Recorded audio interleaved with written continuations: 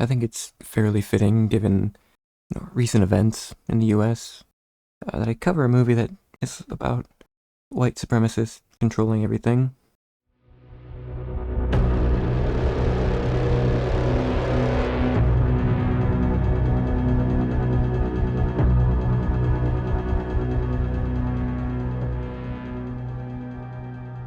Green Room is a film by Jeremy Saulnier about a band who has kind of had their last gig fall through, and as a last resort, they perform at a white supremacist lodge. After the gig, they try to leave, and they end up witnessing something that they shouldn't see, and it gets them held captive in the building. Now, Saulnier has become one of my favorite filmmakers as of recent. All 5 of his films have something of value to them. Mostly that they're incredibly well directed. Between Murder Party, Blue Ruin, Green Room, Hold the Dark, and recently Rebel Rage, they're all good. Murder Party's my least favorite, but like, it's still a fun movie. Hold the Dark is underrated, and you guys are just annoying about it. It's a good movie. Fuck you. What makes Green Room really interesting to me is how it treats its main characters and the situations that they're put in. They're not like completely stupid, but they make dumb decisions. Should we hide? Whatever you want, man. We should split up. Totally.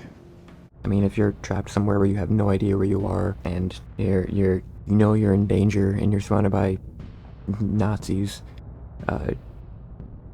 maybe you're gonna make some dumb decisions along the way as you try to figure things out.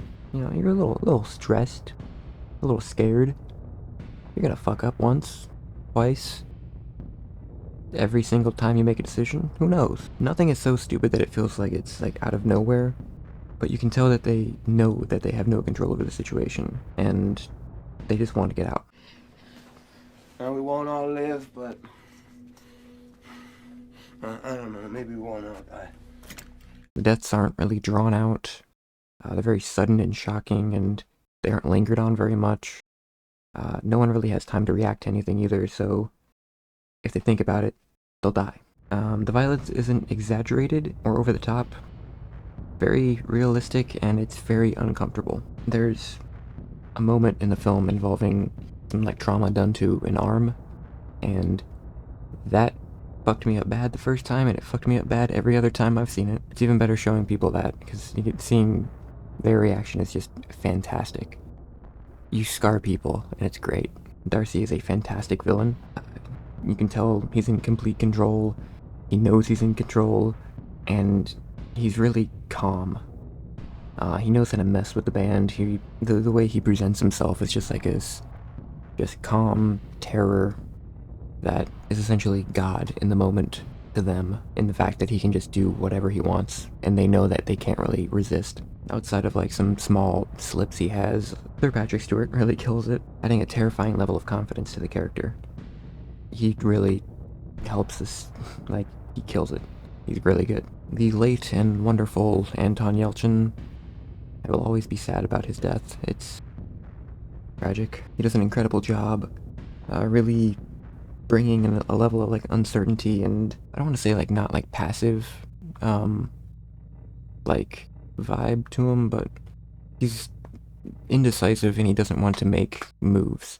He doesn't want to like answer things. He doesn't want to be in control. He doesn't want to be the leader in the situation, which he ends up being the leader in the situation. So he always wants to do something, but he's too nervous to commit. Like I just said, I just explain myself and then just explain it again with the next line. I hate it. I really gotta do better. But starting with his Desert Island Band answer, where he doesn't give one until the right moment. But yeah, if he has no confidence in things, he won't commit to it. He doesn't want to commit to it. He won't know what to do. I don't know why I have the pen off, but I have a pen. Why are there lyrics here? I don't want lyrics. I have no idea what song this is. Tribulations. And as a very brief mention, I will bring up Imogen Poots, who kind of has this nice character arc in the film, but no, she has a really good arc with her character Amber, where she goes from seemingly more of like a shitty kind of person who everyone just kind of doesn't want to like hear anything from, to being like a main part of like them getting out or trying to get out, helping out with all their attempts and everything, as they kind of slowly realize that there's no point in just fighting with her, especially towards the end with Pat. Like the two of them maybe not bond, I would say, but enough to where they have kind of like an understanding that they just need to get out. And I like that. I like that. You know the character's not great, but you know that, that they know they're not getting out if they don't like work together. And I think that's cool.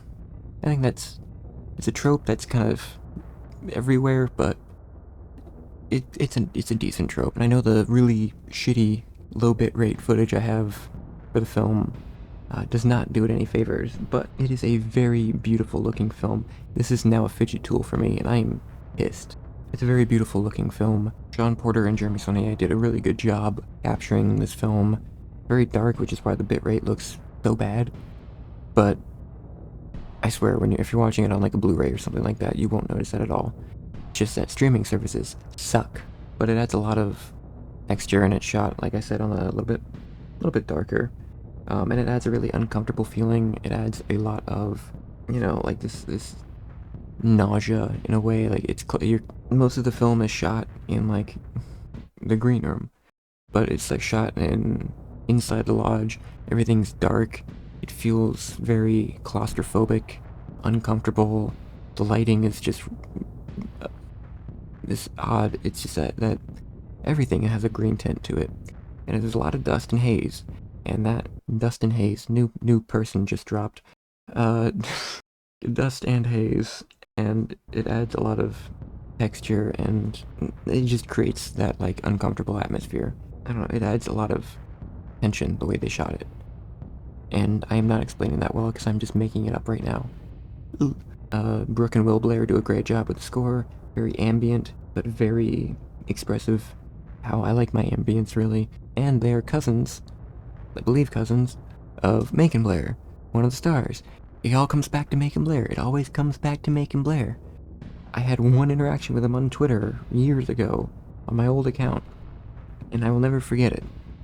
He was such a cool dude.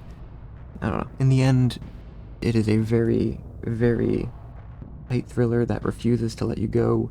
It doesn't let you feel safe at all. It's very brutal. It's intense. It's got plenty of turns to kind of keep things interesting. Everything's just kind of unveiling in interesting ways. And even like after some characters are gone, there's like some revealed about them, and it reveals more about the situation that they are put in. And I think that's really nice. And it's just like an hour and like 40 something, I'm pretty sure. I'm like 90% sure that this is like an hour and 35. So like with credits, without credits, it's probably like an hour and 30. So it's not that long of a watch. It's a decent thriller. Decent thriller is a fucking understatement. Jesus Christ. It's a great thriller. It is... Maybe some people wouldn't consider it horror. I consider it horror.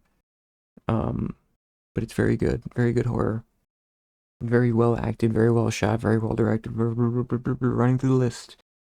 It's just really good. And I highly recommend you check it out if you haven't. It's worth at least one watch. Get something out of it, I hope. Yeah, at the very least, it's great to see how terrible white supremacists are, and it's fun seeing some of them die.